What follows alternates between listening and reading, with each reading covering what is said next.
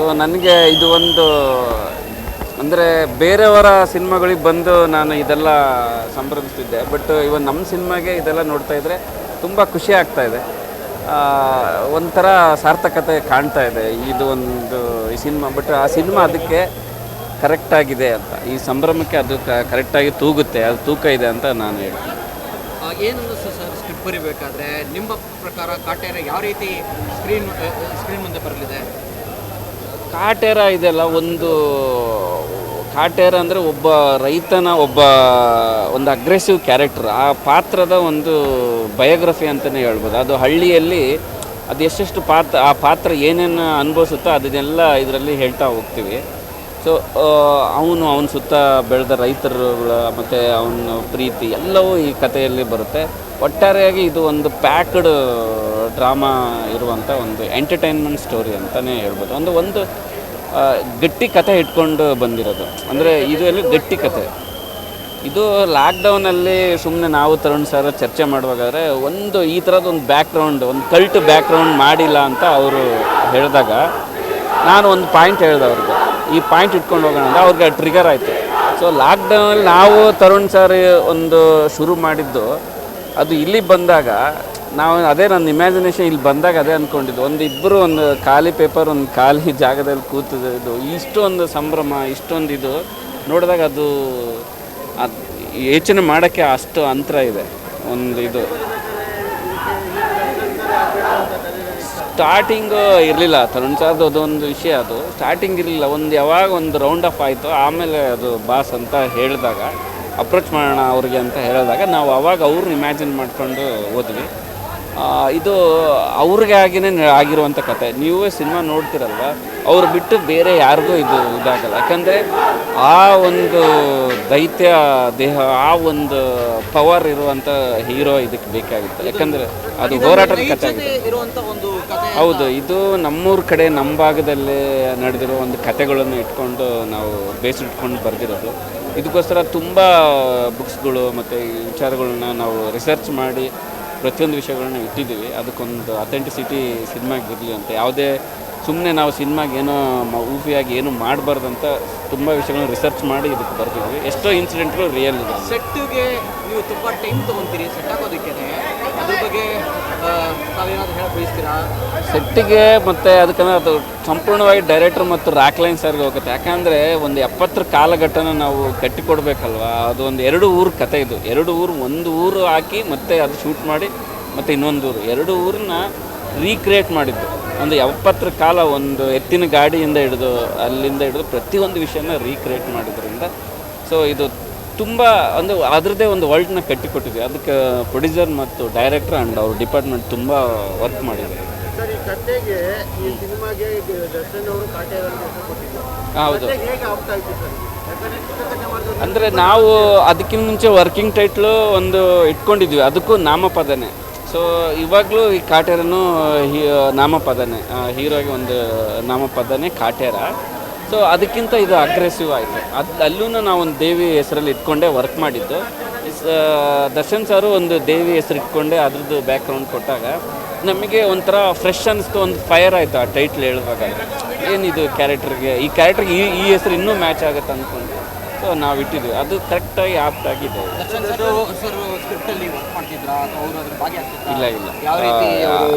ಇಲ್ಲ, ನಾವು ಒಂದು ಕಂಪ್ಲೀಟಾಗಿ ಫುಲ್ ಸ್ಕ್ರಿಪ್ಟ್ ನಾವು ಬಾಂಡೆಡ್ ಸ್ಕ್ರಿಪ್ಟನ್ನು ಮಾಡಿದ ಮೇಲೆ ಅವ್ರಿಗೆ ರೀಡಿಂಗ್ ಕೊಟ್ಟಿರೋದು. ಒಂದು ಲೈನ್ ಆಗಲಿ, ಒಂದು ಐಡಿಯಾ ಆಗಲಿ ಅಂತ ಯಾವತ್ತೂ ಪಿಚ್ ಮಾಡಲಿಲ್ಲ. ಇಲ್ಲ, ಒಂದೇ ಟೈಮಿಗೆ ಓಕೆ ಆಗಿರುವಂಥ ಒಂದು ಸಬ್ಜೆಕ್ಟ್ ಅವ್ರು ತುಂಬ ಇಷ್ಟಪಟ್ಟರು. ಒಂದು ಟೈಮ್ ಫುಲ್ ಸ್ಕ್ರಿಪ್ಟನ್ನ ಅವ್ರು ರೀಡಿಂಗ್ ಕೊಟ್ಟ ತಕ್ಷಣ ಒಂದು ಒಳ್ಳೆ ಕಂಟೆಂಟ್ ಇರೋ ಸಬ್ಜೆಕ್ಟ್ ಮಾಡೋಣ ತರುಣ್ ಅಂತ ಅವ್ರಿಗೆ ಹೇಳಿ ನಾವು ಮಾಡೋಣ, ಇದು ಒಳ್ಳೆ ಸಬ್ಜೆಕ್ಟ್ ಕೈಗೆತ್ಕೊಳ್ಳೋಣ ಅಂತ ಒಂದು ಎನರ್ಜಿಯಿಂದ ಅವರು ಮೂವ್ ಆದರು ಕತೆಗೆ. ಇದು ಒಂದು ವಿಚಾರ ಅಲ್ಲ, ನೀವು ನೋಡುವಾಗಾದರೆ ಈ ಹಿಂದೆಂದು ದರ್ಶನ್ ಸರ್ನ ನೋಡ್ಲಾರ್ದು ಬೇರೆ ಥರ ನೋಡ್ತೀರಾ ನೀವು. ಮತ್ತು ಇದು ಒಂದು ಕಮರ್ಷಿಯಲ್ ಅಲ್ಲದೆ ಎಷ್ಟೋ ವಿಷಯಗಳು. ಒಂದು ಸಿನಿಮಾ ಅಂದರೆ ಮನೋರಂಜನೆ ಮತ್ತು ನಾಲೆಡ್ಜ್ ಇರುತ್ತೆ. ಈ ಸಿನಿಮಾ ನಾಲೆಡ್ಜ್ ಜೊತೆ ಮನೋರಂಜನೆ ಎರಡೂ ಒಂದು ಕೊಟ್ಕೋತಾರೆ. ನಿಮಗೆ ಗೊತ್ತಿಲ್ಲದೆ ಒಂದು ಎಷ್ಟೋ ವಿಚಾರಗಳನ್ನು ನಾವು ತಿಳಿಸ್ತೀವಿ ಮತ್ತು ಭಾವುಕರಾಗಿ ಬರ್ತೀರಾ. ಕೊನೆಗೆ ಬರುವಾಗ ನಿಮ್ಮಲ್ಲಿ ಒಂದು ಭಾವುಕತೆ ಇರುತ್ತೆ, ಒಂದು ಎಷ್ಟೋ ವಿಷಯಗಳು ನಿಮಗೆ ಕಾಡುತ್ತೆ. ಇದು ಒಂದು ಕಾಡುವಂಥ ಕತೆ. ಸೊ ನೀವು ಹೇಳೋ ಪ್ರಕಾರ ಇದೊಂದು ಮೆಸೇಜ್ ಓರಿಯೆಂಟೆಡ್ ಫಿಲ್ಮ್ ಇದು. ಪಕ್ಕ ಮೆಸೇಜ್ ಮತ್ತು ಸೊಗಡಿನ ಕತೆ, ಇದು ಕಾಡುವ ಕತೆ. ನೋಡಿ, ಎಲ್ಲರೂ ನೋಡಿ. ಇದು ಒಂದು ಪಕ್ಕ ಕನ್ನಡ ಸಿನಿಮಾ. ಅಂದರೆ ಇವಾಗ ಕನ್ನಡ ಸಿನಿಮಾ ಆ್ಯಕ್ಚುಲಿ ಈ ವರ್ಷ ನಾವು ಅಂದ್ಕೊಂಡಂಗೆ ಆಗಿಲ್ಲ.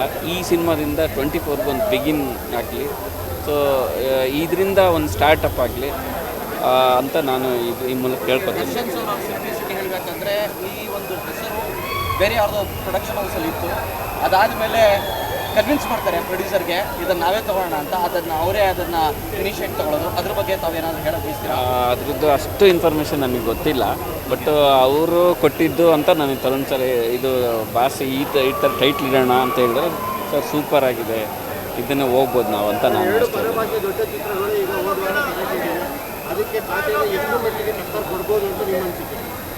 ಇದು ಅದಕ್ಕೂ ಸಂಬಂಧ ಇಲ್ಲ, ಇದು ಕನ್ನಡದ ಕಥೆನೇ ಇದು. ಅಂದರೆ ಇಲ್ಲಿ ನಾವು ಕನ್ನಡಿಗರು 7-8 ಕೋಟಿ ಜನಗಳು ಇದ್ದೀವಿ. ಇದು ನಮಗೋಸ್ಕರ ಒಂದು ಸಣ್ಣ ಸಿನಿಮಾ ಬೇಕು, ನಮ್ಮದು ಸಿನಿಮಾ ಇದು ನಮ್ಮದು. ಆ ಥರ ಸಿನಿಮಾಗಳು ಬರ್ತಿರ್ತವೆ, ಹೋಗ್ತಾ ಇರ್ತವೆ. ನಮ್ಮ ಭಾಷೆ ಸಿನಿಮಾ ಅಲ್ಲಿ ಹೋಗ್ತಿರ್ತವೆ, ಬರ್ತಿರ್ತವೆ. ಬಟ್ ಇದು ಬೇರೆ, ಇದು ಕನ್ನಡ ಸಿನಿಮಾ, ಇದು ನಮ್ಮ ಸಿನಿಮಾ ಒಂದು ರಿಲೀಸ್. ಬಾಸ್ ಅವತ್ತು ಹೇಳಿದ್ರು, ಇದು ನಾವು ನಮ್ಮ ಸಿನಿಮಾ ಕನ್ನಡ ಸಿನಿಮಾ, ಕನ್ನಡ ನಾಡಲ್ಲಿ ಬರೋಕ್ಕೆ ನಾವು ಯಾಕೆ ಹೆದರಬೇಕು ಅನ್ನೋದು ಅದು ಸತ್ಯ. ಸೊ ಅದಕ್ಕೋಸ್ಕರ ಇದು ಕನ್ನಡ ಸಿನಿಮಾ.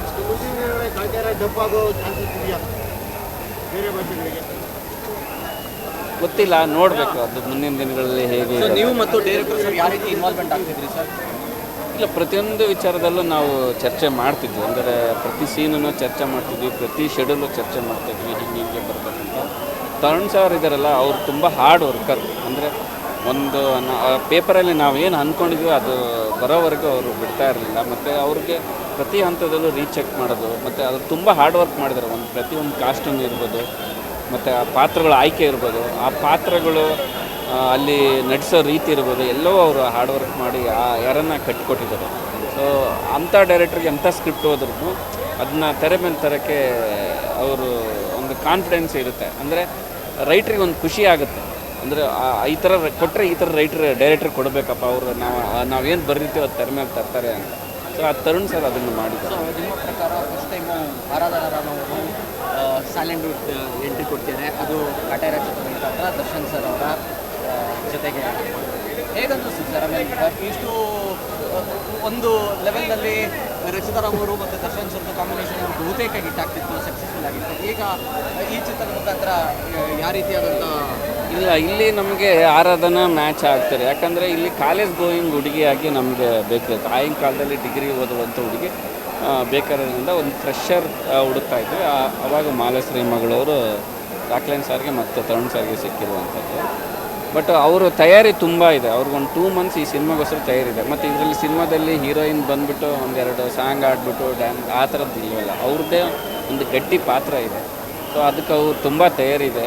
ಇವಾಗ ನಾವು ನೋಡಿದ್ದೀವಿ, ನೋಡಿದವರೆಲ್ಲ ಹೇಳ್ತಾರೆ ಇದು ಹೊಸಬ್ರು ಮಾಡಿದಷ್ಟು, ಅಂದರೆ ಇದು ಹೊಸಬ್ರ ಮಾಡಿದ್ದವರು ಅನ್ನೋ ಒಂದು ಪ್ರಶ್ನೆ ಕೇಳುವಷ್ಟು ಒಂದು ಮೆಚೂರ್ಡ್ ಆಗಿ ಆ್ಯಕ್ಟಿಂಗ್ ಮಾಡಿದ್ದಾರೆ. ಸೊ ಯಾಕಂದರೆ ಎಲ್ಲರದ್ದು ಪ್ರಯತ್ನ, ಈ ಸಿನಿಮಾ ಹಿಂಗಾಗ ಎಲ್ಲರೂ ಪ್ರಯತ್ನ ಮತ್ತು ಎಲ್ಲರ ಹಾರ್ಡ್ ವರ್ಕಿಂದ ಇಷ್ಟ. ತುಂಬ ಅಂದರೆ ತುಂಬಾ ಆ್ಯಕ್ಚುಲಿ ನಾವು ಮಾಡಿದ ಮೂವಿಗಳು ಈ ಥರ ಒಂದು ಸ್ಟಾರ್ ಜೊತೆ ಮಾಡಿರಲಿಲ್ಲ. ಬಟ್ ಒಂದು ಚಿತ್ರಕಥೆ ಒಂದು ತರುಣ್ ಸರ್ ಜೊತೆ ಡೈರೆಕ್ಟರ್ ಜೊತೆ ಸೇರಿ ಬರೆದಾಗ ಅದು ನಾವು ಬರೆಯುವಾಗಾದರೆ ಒಂದು ಲಾಕ್ಡೌನ್ ನಾವು ಮತ್ತು ಇಬ್ಬರೇ, ಬಟ್ ರಿಲೀಸ್ ಆದಾಗ ಇದು ಒಂಥರ ಜಾತ್ರೆ, ಒಂದು ಹಬ್ಬ ವಾತಾವರಣ. ನನಗೆ ಅದೇ ಯೋಚನೆ, ಅಂದರೆ ನಾವು ಡಿಸ್ಕಷನ್ ಮಾಡ್ತಿರುವಾಗಾದರೆ ಆ ಟೇಬಲ್ಗೂ ಈ ಜಾತ್ರೆಗೂ ಎಷ್ಟು ಒಂದು ಎಕ್ಸೈಟ್ಮೆಂಟ್ ಇದೆ ಅಂತಂದರೆ ನನಗೆ ಅದು ಅಂದರೆ ಬರೀವಾಗಾದ್ರೆ ನೆಕ್ಸ್ಟು ಆ ಥಾಟ್ ಇಟ್ಕೋಬೇಕು ಅಂತ ಇವಾಗ ರಿಯಲೈಸ್ ಆಗುತ್ತೆ. ಏನೋ ಒಬ್ಬ ಕಮರ್ಷಿಯಲ್ ಮಾಸ್ ಹೀರೋ ಬರೀವಾಗಾದರೆ ಇಷ್ಟು ರಿಲೀಸನ್ನ ಯೋಚನೆ ಮಾಡಬೇಕು ಅಂತ ಒಂದು ಎಕ್ಸ್ಪೀರಿಯನ್ಸ್, ಇಷ್ಟು ಅಭಿಮಾನಿ ಮೈಂಡ್ ಇಟ್ಕೊಂಡಿರ್ಬೇಕು. ಅಫ್ಕೋರ್ಸ್ ನಾವು ಇಟ್ಕೊಂಡಿದ್ವಿ. ನನಗೆ ಅನುಭವ ಕಡಿಮೆ ಇದ್ದರೂ ಅದು ನಮ್ಮ ಡೈರೆಕ್ಟ್ರಿಗೆ ಇತ್ತು. ಅದು ಒಬ್ಬ ಅವ್ರ ಜೊತೆ ಕೆಲಸ ಮಾಡೋದ್ರಿಂದ ಅದಕ್ಕೆ ಪ್ರತಿ ಸಾರಿ ಅವರು ಮಾಸ್ ಕಮರ್ಷಿಯಲ್ ಬಾಸ್ ಅಂತ ಹೇಳ್ತಾನೆ ಇದ್ರು ನಾವು ಬರೆಯುವಾಗಾದ್ರೆ. ಸೊ ಅದು ಅದೇ ಥರ ಮೂವಿನೂ ಇದೆ. ಪ್ರತಿಯೊಂದು ಸೀನ್ ಮಾಸ್, ಇರೋದು ಸಿನಿಮಾದಲ್ಲಿ 100 ಫೈಟ್ ಅಂತ ಅವತ್ತು ಬಾಸ್ ಹೇಳಿದ್ರು. ಅಲ್ಲ, ಪ್ರತಿ ಸೀನೇ ಮಾಸೇ ಇದೆ, ಫೈಟೇ ಇದೆ. ಇದೆಲ್ಲದ್ರ ಜೊತೆ ನನಗೆ ಈಗಲೂ ನೆನಪಿರ್ಬೋದು, ಫೆಬ್ರವರಿ 2020 ಇದೇ ದರ್ಶನ್ ಅವರು ನಿಮ್ಮ ಚಿತ್ರದ ಒಂದು ಟ್ರೈಲರ್ ಲಾಂಚ್ಗೆ ಬಂದಾಗ ನಿಮ್ಮ ನಿರ್ದೇಶನದ ಬಗ್ಗೆ ಮಾತಾಡಿದ್ರು. ಅವತ್ತು ಅನ್ಸಿತ್ತಾ, ನೀವು ಆವತ್ತು ಸ್ಟೇಜ್ ಮೇಲೆ ನೀವು ಅಂದ್ಕೊಂಡಿದ್ರ ದರ್ಶನ್ ಅವರ ಮುಂದಿನ ಚಿತ್ರಕ್ಕೆ ನಾನು ಆಯ್ಕೆ ಮಾಡಿದಂಥ ಅಥವಾ ನಾನು ಬರೆದಂಥ ಕತೆ ಚಿತ್ರವಾಗುತ್ತೆ ಅಂಥೇಳಿ? ಅಲ್ಲ, ನಾನು ಮುಂದಿನ ಚಿತ್ರ ಅಂತ ಅಂದ್ಕೊಂಡಿರಲ್ಲ. ಪ್ರತಿಯೊಬ್ಬ ನಿರ್ದೇಶಕನು ಬಾಸ್ದು ಒಂದು ಸಿನಿಮಾ ಮಾಡಬೇಕಂತ ಅಂದ್ಕೊಂಡಿರ್ತೀವಿ. ಬಟ್ ಆ ಸ್ಟೇಜಲ್ಲಿ ನಾನು ಇವ್ರಿಗೊಂದು ಸಿನಿಮಾ ಮಾಡೋದೇ ಒಂದು ಗುರಿ, ಅವ್ರಿಗೊಂದು ಸಿನಿಮಾ ಮಾಡೋದೇ ಒಂದು ಗುರಿ. ಸೊ ಮುಂದೆ ಯಾವತ್ತಾದರೂ ಮಾಡ್ತೀನಿ ಅಂತ ಒಂದು ನಂಬಿಕೆ ಇತ್ತು. ಬಟ್ ಇವಾಗ ರೈಟ್ರಾಗಿ ಜಾಯ್ನ್ ಆಗಿದ್ದೀನಿ ತರುಣ್ ಸರ್ ಜೊತೆಗೆ ಸೇರಿ. ನೋಡೋಣ, ನಮ್ಮದು ಮುಂದಿನ ಡ್ರೀಮ್ ಅದೇನೆ, ಅವ್ರ ಜೊತೆ ಮಾಡೋದೇ ನನ್ನ. ಕತೆ ಬರ್ತಿರೋಂಥ ಜಡೇಶ್ವರು ಮುಂದೆ ನಿರ್ದೇಶನ ಮಾಡ್ಬೋದು? ಮಾಡ್ತೀನಿ. ಓಕೆ. ಸೊ ನಿಮ್ಮ ಕಡೆಯಿಂದ ಆ ಟೈಮಲ್ಲಿ ಯಾವ ರೀತಿಯಾದಂಥ ಕಥೆನ ಎಕ್ಸ್ಪೆಕ್ಟ್ ಮಾಡ್ಬೋದು? ನೋಡೋಣ, ಆಗಿನ ಕಾಲಘಟ್ಟ ಆಲ್ರೆಡಿ ಸ್ವಲ್ಪ ವಿಷಯಗಳಿದ್ದಾವೆ. ಆ ವಿಷಯಗಳು ಆಗಿನ ಕಾಲಘಟ್ಟ, ಮತ್ತು ಯಾವಾಗಲೂ ಮಾಡಿದ್ರೆ ನಮ್ಮದು ಒಂದು ದೇಸಿ ಕಥೆನೇ ಇರುತ್ತೆ, ಅದು ಕನ್ನಡ ಕಥೆನೇ ಆಗಿರುತ್ತೆ. ಕನ್ನಡ ಇದೆಲ್ಲದ್ರ ಜೊತೆ ಸರ್, ಇವಾಗ ಹೋಗ್ತಾ ಇರೋಂಥದ್ದು ಚಿತ್ರದ ಲೆಂತ್ ಬಂದುಬಿಟ್ಟು 2 ಗಂಟೆ 59 ನಿಮಿಷ ಅಂಥೇಳಿ. ಯೂಶ್ವಲಿ ಲೆಂತ್ ಅಂತ ಬಂದಾಗ ಸುಮಾರು ಜನ 2 ಗಂಟೆ 59 ನಿಮಿಷ ಇದ್ದ ತಕ್ಷಣ ಲೆಂತು ಲ್ಯಾಗ್ ಇದೆ ಅದು ಇದು ಅಂಥೇಳಿ ಫಿಲಮ್ ನೋಡೋಕ್ಕೂ ಮುಂಚೆ ಜಜ್ಮೆಂಟ್ ಕೊಡೋದು ಜಾಸ್ತಿ. ಅಂಥವ್ರಿಗೆ ಬೀಂಗ್ ಅ ರೈಟರ್ ಆಗಿ ಏನು ಉತ್ತರ ಕೊಡಲಿಕ್ಕೆ ಇಷ್ಟಪಡ್ತೀರಾ? ಇವಾಗ ಲೆಂತ್ ಅನ್ನೋದು ಇವಾಗ ನೋಡ್ತಿದ್ದಾರೆ ಅವರು. ನಾವು ಈ ಸಿನಿಮಾನ ಆಲ್ರೆಡಿ 100 ಟೈಮ್ ನೋಡಿರ್ತೀವಿ, ಪ್ರತಿ ಹಂತದಲ್ಲಿ ನೋಡಿರ್ತೀವಿ, ಪ್ರತಿ ವಿಷಯದಲ್ಲೂ ನೋಡಿರ್ತೀವಿ. ಲೆಂತ್ ಯಾವತ್ತಿಗೂ ಇದೆ, ಲ್ಯಾಗ್ ಅನ್ನೋದು ಪ್ರಾಬ್ಲಮ್, ಲೆಂತ್ ಪ್ರಾಬ್ಲಮ್ ಅಲ್ಲ. ಇತ್ತೀಚೆಗೆ ಲೆಂತ್ ಸಿನಿಮಾಗಳೇ ಹಿಟ್ ಆಗಿರೋದು. ನಾವು ಲ್ಯಾಗ್ ಅನ್ನೋದು ನೋಡಬೇಕು. ನಮ್ಮ ಸಿನಿಮಾದಲ್ಲಿ ಲ್ಯಾಗ್ ಇಲ್ಲ, ಲೆಂತ್ ಇದೆ. ಲೆಂತೇ ನಮ್ಮ ಸಿನಿಮಾದ ಸ್ಟ್ರೆಂತು. ಓಕೆ. ಸೊ ನಿಮಗೆ ಪ್ರತಿ 3 ಅವರ್ಸ್ ನಾವು ನೋಡಿದ್ವಿ ಅಂದರೆ, ನಾವು ಒಂದು ವರ್ಲ್ಡನ್ನ ಕಟ್ಟಿದ್ವಿ, ಒಂದು ಹಳ್ಳಿ 70ಸ್ನ ಕಟ್ಟಿದ್ವಿ, ಒಂದು ಕಾಟೇರನ ಬಯೋಗ್ರಫಿ ಕಟ್ಟಿದ್ವಿ. ಅದಕ್ಕೊಂದು ಜೀವನ ತೋರಿಸ್ಬೇಕಂದ್ರೆ ಅಷ್ಟು ವಿಷಯ ಬೇಕಿತ್ತು, ಅಷ್ಟು ಟೈಮ್ ಬೇಕಿತ್ತು. ಆ ಟೈಮ್ ನಮಗೆ ಸಾಲ್ತಾ ಇಲ್ಲ. ಬಟ್ ಅಷ್ಟು ಟೈಮಲ್ಲಿ ಕಟ್ಟಾಕಿ ಆ ಕಾಟೇರನ್ನ ತೋರಿಸಿದ್ದೇ ನಮಗೆ ದೊಡ್ಡ ಇದು. ಬಟ್ ಲೆಂತ್ ಮ್ಯಾಟ್ರೇ ಅಲ್ಲ ಸಿನಿಮಾದಲ್ಲಿ. ನೀವು ನೋಡ್ತಾ ಇದ್ರೆ ಹಿಂಗೆ ಮುಗಿತಾ ಅಂತ ಅನ್ಸುತ್ತೆ. ಜಡೇಶ್ ಕುಮಾರ್ ಹಂಪಿ ಅವ್ರನ್ನ ನಾನು ತುಂಬ ಹತ್ತಿರದಿಂದ ನೋಡಿರೋದ್ರಿಂದ ಅವರು ಮಾಡಿರುವಂಥ ಎಲ್ಲ ಕಥೆಯಲ್ಲೂ ನಮ್ಮ ಸೊಗಡನ್ನು ಬಿಟ್ಕೊಟ್ಟಿಲ್ಲ. ಸೊ ಈ ಕಾಟೇರದಲ್ಲಿ ಯಾವ ವಿಷಯನ ಹೇಳಕ್ಕೆ ಹೊರಟಿದ್ದೀರಾ? ಸೊ ಇದು ಪಕ್ಕ ಸೊಗಡಿನ ಕಥೆನೇ. ಒಂದು ರೈತರ ಕತೆ, ಒಂದು ಬದುಕಿನ ಕತೆ, ಒಂದು ಹೋರಾಟದ ಕತೆ, ಒಂದು ಹಕ್ಕಿನ ಕತೆ. ಅಂದರೆ ಒಬ್ಬ 70ಸಲ್ಲಿ ಒಂದು ಬಡತನದ ಒಂದು ನೋವಿನ ಕತೆ ಇದೆ ಅಲ್ವಾ. ಇದು ಒಂದು ಒಟ್ಟಾರೆಯಾಗಿ ಒಂದೇ ಹಿಂಗಾಯ್ತು ಅಂತ ಹೇಳಲ್ಲ, ಎಲ್ಲ ವಿಷಯಗಳನ್ನು ಅವರು ಬದುಕಿನ ಜೊತೆನೇ ತೋರಿಸ್ತಾ ಹೋಗ್ತೀವಿ. ಅವನು ಎಷ್ಟೆಷ್ಟು ವ್ಯವಸ್ಥೆಗಳನ್ನು ಎದುರಿಸ್ತಾನೆ, ಆ ಥರದ ಒಂದು ತೋರಿಸ್ತಾ ಹೋಗ್ತೀವಿ. ಇದು ಪಕ್ಕ ಸೊಗಡಿನ ಕಥೆನೇ. ಹಿಂದಿನ ಸಿನಿಮಾಗಳು ಹೋಲಿಸಿದ್ರೆ ಅವಾಗಲೇ ಹೇಳಿದ್ರು ಇದು ಒಂದು ಸೊಗಡಿನ ಕತೆ ಅದಂತ. ಬಟ್ ಇದು ಪಕ್ಕ 100% ಇದೆ, ಅದರೊಳಗಡೆ ಮೂಡಿ ಬಂದಿದೆ ಈ ಕತೆ. ಓಕೆ. ಸೊ ಮುಂದಿನ ದಿನಗಳಲ್ಲಿ ಜಡೇಶ್ ಕುಮಾರ್ ಕನ್ನಡ ಚಿತ್ರರಂಗದ ಎಲ್ಲ ಸ್ಟಾರ್ಸ್ಗಳಿಗೂ ಒಳ್ಳೊಳ್ಳೆ ಕಥೆಯ ನಮ್ಮ ಸೊಗಡಿನ ಚಿತ್ರಗಳನ್ನ ಮಾಡಲಿ ಅಂತ ನಾವು ಕೂಡ ಆಶಿಸ್ತೀವಿ. ಖಂಡಿತ ನಿಮ್ಮಂಥವರೆಲ್ಲ ಸಪೋರ್ಟ್ ಇರಲಿ. ಹೀಗೆ ಇದ್ದರೆ ನಾವು ಮಾಡ್ತೀನಿ ಸರ್.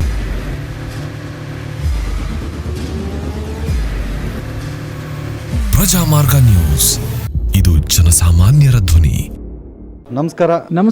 ನೀವು ನೋಡ್ತಾ ಇದ್ದೀರಾ ಪ್ರಜಾಮಾರ್ಗ ನ್ಯೂಸ್. ರಾಷ್ಟ್ರದ ರಾಜ್ಯದ ರಾಜಕೀಯದ ಬಗ್ಗೆ ಹೆಚ್ಚಿನ ಸಿನಿಮಾ ಅಪ್ಡೇಟ್ಗಳಿಗಾಗಿ ಫಸ್ಟ್ ಲೈಕ್ ಮಾಡಿ, ಸಬ್ಸ್ಕ್ರೈಬ್ ಆಗಿ, ಹಾಗೆ ಫಾಲೋ ಕೂಡ ಮಾಡಬೇಕು.